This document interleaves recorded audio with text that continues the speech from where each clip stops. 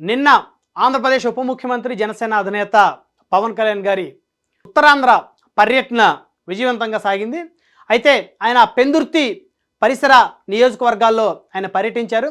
అయితే నిన్నటి నుంచి కూడా ఉప ముఖ్యమంత్రి కాన్వాయ్ వలన జేఈ అడ్వాన్స్ పరీక్షలు రాస్తున్నటువంటి విద్యార్థులకి ఆయన కాన్వాయ్ అడ్డుగా రావటం వలన ఆ విద్యార్థులు ఆగిపోయారు. పరీక్షకి ఆలస్యంగా పరీక్షా కేంద్రాలకు వెళ్లాల్సి వచ్చింది. తద్వారా చాలామంది విద్యార్థుల భవిష్యత్తు నాశనం అయిపోయింది. దాదాపు 30 మంది విద్యార్థులు ఉప ముఖ్యమంత్రి కాన్వాయ్ అడ్డుగా రావటం వల్ల వారు పరీక్షా కేంద్రాలకు ఆలస్యంగా వెళ్ళారంటూ రకరకాల వార్తా కథనాలు పెద్ద ఎత్తున కూడా ప్రచారమైనటువంటి పరిస్థితి ఉంది.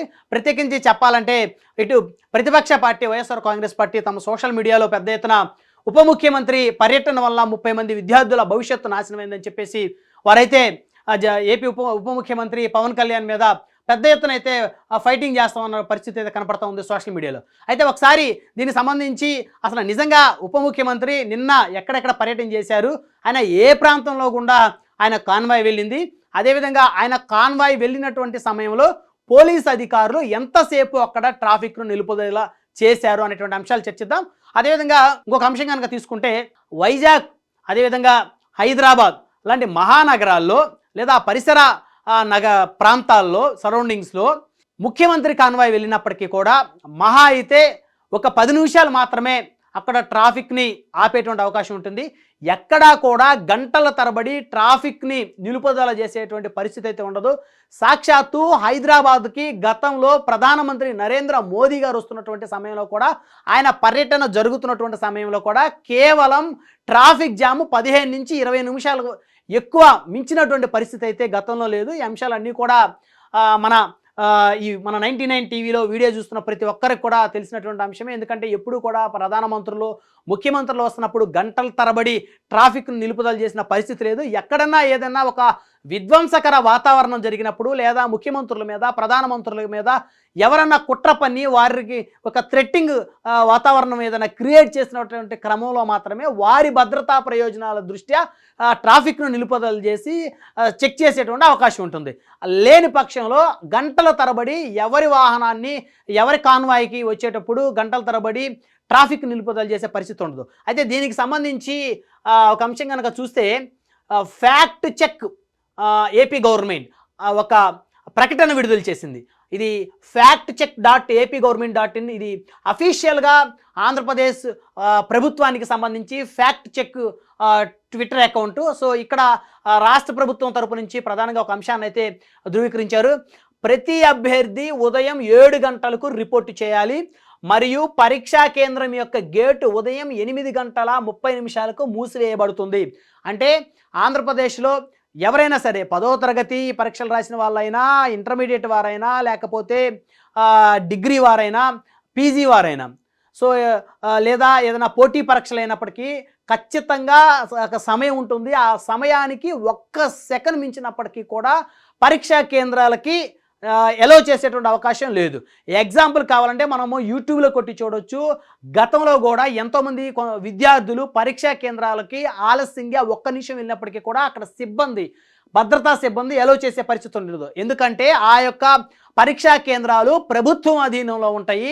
ఏవైతే పరీక్ష నిర్వహిస్తున్నారో రాష్ట్ర ప్రభుత్వానికి సంబంధించినటువంటి విద్యాశాఖ అధీనంలో ఉంటాయి. అక్కడ ఒక సెక్యూరిటీ ఉంటుంది, బందోబస్తు ఉంటుంది, పోలీస్ అధికారులు ఉంటారు, అక్కడ గన్స్ వెపన్లు పట్టుకొని అధికారులు బందీగా ఉంటుంది.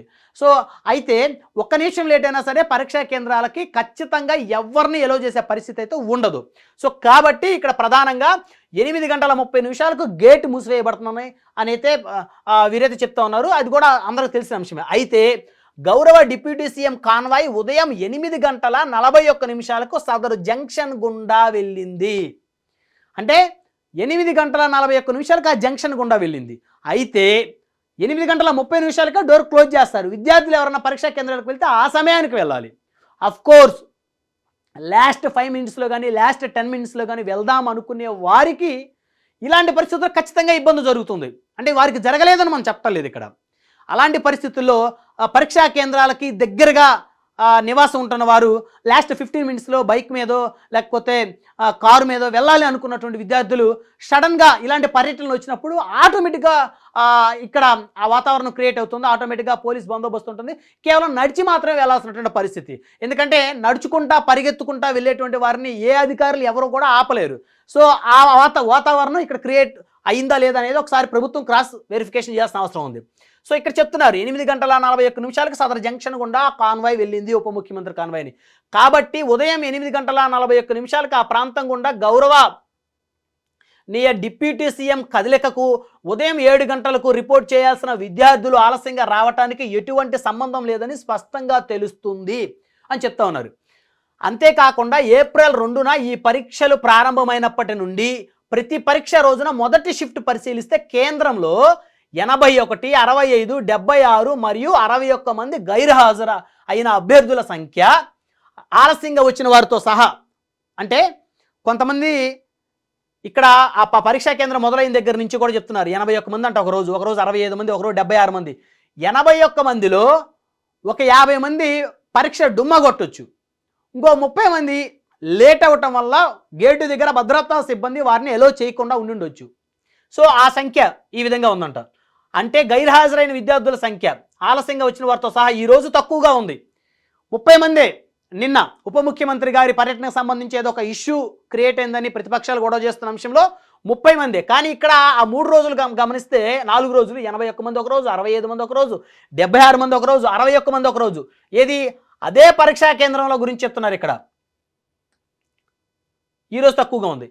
పరీక్షలు సర్వీస్ రోడ్డు పక్కన ఉన్న పైన పేర్కొన్న పరీక్షా కేంద్రానికి స్వేచ్ఛగా వెళ్లేలా చూసేందుకు ఉదయం 8:30 గంటల వరకు బీఆర్టీఎస్ రోడ్డు మరియు గోపాలపట్నం నుంచి పెందుర్తి సర్వీస్ రోడ్డులో ట్రాఫిక్ని నిలిపివేయలేదు అని చెప్తున్నారు. ఇక్కడ చాలా క్లియర్గా చాలామందికి తెలియదండి. Distance between Pendurthi to Vizag అని కొట్టండి, 19 కిలోమీటర్లే ఉంటుంది వైజాగ్ సిటీకి పెందుర్తికి. అసలు ఇంచుమించు అవన్నీ కూడా కలిసిపోయే ఉంటాయి ఆ నగరాలన్నీ కూడా. ఇప్పుడు హైదరాబాద్ సరౌండింగ్స్లో ఏ విధంగా ఉంటుందో పెందుర్తి కూడా వైజాగ్ సరౌండింగ్లో ఉన్నటువంటి నగరం, ఓ పట్టణం. సో గోపాలపట్నం మరియు పెందుర్తి సర్వీస్ రోడ్డులో ట్రాఫిక్ అసలు 8:30 వరకు ట్రాఫిక్ ఆంక్షలే లేదని చెప్పేసి అఫీషియల్గా fact check AP government website ఇక్కడ డిక్లేర్ చేసింది. సో ప్రభుత్వం అఫీషియల్గా ఇచ్చింది. విశాఖపట్నం సిటీ పోలీసు వారు కూడా అఫీషియల్గా ఒక నోటీస్ రిలీజ్ చేశారు. పైన పేర్కొన్న పరీక్షల అడ్మిట్ కార్డు ప్రకారం ప్రతి అభ్యర్థి ఉదయం 7 గంటలకు రిపోర్ట్ చేయాలి మరియు పరీక్షా కేంద్రం యొక్క గేటు ఉదయం 8:30 మూసివేయబడుతుంది. అయితే గౌరవ డిప్యూటీ సీఎం కాన్వాయ్ ఉదయం 8:41 సదర్ జంక్షన్ గుండా వెళ్ళింది. కాబట్టి ఉదయం 8:41 ఆ ప్రాంతం గుండా గౌరవ డిప్యూటీ సీఎం కథలకు ఉదయం 7 గంటలకు రిపోర్ట్ చేయాల్సిన విద్యార్థులు ఆలస్యంగా రావడానికి ఎటువంటి సంబంధం లేదని స్పష్టంగా తేల్చి చెప్పింది. సో ఇక్కడ ప్రధానంగా అందరూ కూడా గమనించాల్సిన అవసరం ఉంది. విశాఖపట్నం సిటీ పోలీసు వారు కూడా అధికారికంగా ధృవీకరించారు. మనం ఇందాక చెప్పుకున్నట్టు నేను ఇంట్రడక్షన్లో చెప్పాను, ఆంధ్రప్రదేశ్ కానీ తెలంగాణ కానీ ఒక ముఖ్యమంత్రి గారు వెళ్తున్నారంటే గంట సేపు ట్రాఫిక్ జామ్ చేసిన పరిస్థితులు లేవు. వారికి ఏదన్నా భద్రతా కారణాల దృష్ట్యా వారికి ఏదైనా ఒక ఇబ్బందికర వాతావరణం ఉంటే తప్ప గంటల తరబడి ప్రధానమంత్రి గారి ప్రోగ్రాము కూడా గంట సేపు ట్రాఫిక్ జామ్ చేసిన పరిస్థితి లేదు. గత ఎన్నికలప్పుడు ప్రధానమంత్రి నరేంద్ర మోదీ గారు హైదరాబాద్ మహానగరానికి వచ్చారు. ఆ మహానగరంలో ఎక్కడ కూడా ప్రధానమంత్రి మోదీ గారు వచ్చారు కాబట్టి ఒక గంట సేపు ట్రాఫిక్ జామ్ ఎక్కడా చేయలేదు. ఎక్కడికక్కడ పోలీస్ అధికారులు చాలా తక్కువ టైంలోనే 10 మినిట్స్ 15 మినిట్స్ మహా అయితే 20 మినిట్స్ కొన్ని జంక్షన్ దగ్గర ట్రాఫిక్ జామ్ అయిందే. కానీ ఇది మహానగరం కాబట్టి, హైదరాబాద్ మహానగరం కాబట్టి అంత ట్రాఫిక్ జామ్ ఉంటుంది ఇక్కడ. సాధారణంగానే ఇక్కడ ఒక ప్రదేశం నుంచి ఇంకో ప్రదేశానికి పీక్ టైంలో అంటే ఉదయం 9 గంటల నుంచి 11 గంటల 12 గంటల మధ్యలో వెళ్తే ఖచ్చితంగా 5 కిలోమీటర్లకు అరగంట పైన పడుతుంది ఇక్కడ, ఎందుకంటే అంత ట్రాఫిక్ ఉంది. సో ప్రధానమంత్రులు ముఖ్యమంత్రులు వచ్చినప్పుడు మరి ఆ లెక్కన కనుక ఈ విధంగా కనుక చూసుకుంటే కనీసం 5 గంటలు ట్రాఫిక్ జామ్ చేయాలి మోదీ గారు హైదరాబాద్ వచ్చినప్పుడు, సో వైజాగ్ వచ్చినప్పుడు కూడా. సో కాబట్టి ఇక్కడ ప్రధానంగా కనుక చూస్తే గంట సేపు ట్రాఫిక్ జామ్ చేసిన పరిస్థితి లేదని అధికారికంగా చెప్తున్నారు. 8:41 డిప్యూటీ సీఎం పవన్ కళ్యాణ్ గారు convoy Gopalapatnam Pendurthi service road మీదుగా పోయిందని చెప్పేసి ఇక్కడ చాలా క్లియర్గా చెప్తా ఉన్నారు. సో కాబట్టి మహా అయితే 10 నిమిషాలు ఆపుడు ఉండొచ్చు. 8:30 వరకు ఇక్కడ అసలు ట్రాఫిక్ జామే లేదన్నారు. ఒకవేళ అక్కడి నుంచి కొంచెం అలర్ట్ అయినప్పుడు కూడా 8:20 వాళ్ళు అలర్ట్ అయి ఉండొచ్చు. అంతేగాని ఉదయం 7 గంటలకి రిపోర్ట్ చేయాల్సిన విద్యార్థులు ఏదైతే ఉందో 7:30కి 8 గంటలకి చేరుకోవాల్సిన విద్యార్థులు సీరియస్గా పరీక్షా కేంద్రాలకి చేరుకుందాం అనుకున్న విద్యార్థులకైతే ఇబ్బంది జరగలేదని చెప్పేసి ఇక్కడ అధికారికంగా చెప్తున్నారు.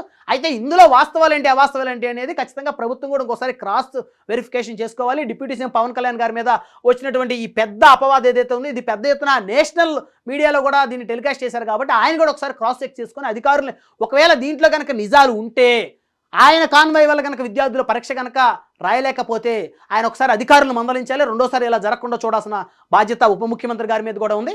సో ఇక్కడ మాత్రం అలా జరగలేదని చెప్తున్నారు. సో తప్పుడు ప్రచారం చేసేటువంటి వారి మీద ప్రభుత్వాలు కఠినమైనటువంటి చర్యలు తీసుకోవాలి. లేకపోతే సమాజంలో ఒక విద్వేషాలు, గతంలో కూడా ఎవరైతే పాస్టర్ ప్రవీణ్ పగడాల గారి మరణానికి సంబంధించి రకరకాల విద్వేషాలు రెచ్చగొట్టేలా చాలామంది మాట్లాడారు రాజకీయ నిరుద్యోగులు. సో ఇప్పుడు ఈ అంశంలో కూడా ఉప ముఖ్యమంత్రి గారికి బాధ్యత లేదని చెప్పేసి కూడా రకరకాలుగా మాట్లాడుతూ ఉన్నారు. అంటే వాస్తవాలు తెలియకుండా ఒక వ్యక్తి మీద ఒక ద్వేషం ఉండుండొచ్చు, కానీ ఆ ద్వేషాన్ని పూర్తిగా ప్రజలకి రుద్దాలని చెప్పేసి ఎవరైతే ప్రయత్నిస్తారో అది ఖచ్చితంగా తప్పు. కాబట్టి వారి మీద చర్యలు తీసుకోవాల్సిన అవసరం ఉంది. ఇది కనుక కరెక్ట్ అయితే ఆయన మీద ఏదైతే బ్యాడ్ ప్రాపగాండా చేస్తున్నారో వారి మీద ఆంధ్రప్రదేశ్ ప్రభుత్వం వెంటనే చర్యలు తీసుకోవాలి. లేదు ఉప ముఖ్యమంత్రి గారి కాన్వాయ్ వల్లనే విద్యార్థులు పరీక్షకు ఆలస్యంగా వచ్చారని కనుక తేలితే ఖచ్చితంగా ఉప ముఖ్యమంత్రి గారు ఇలాంటి జరగకుండా చూసుకోవాల్సిన బాధ్యత ఆయన మీద ఉంది.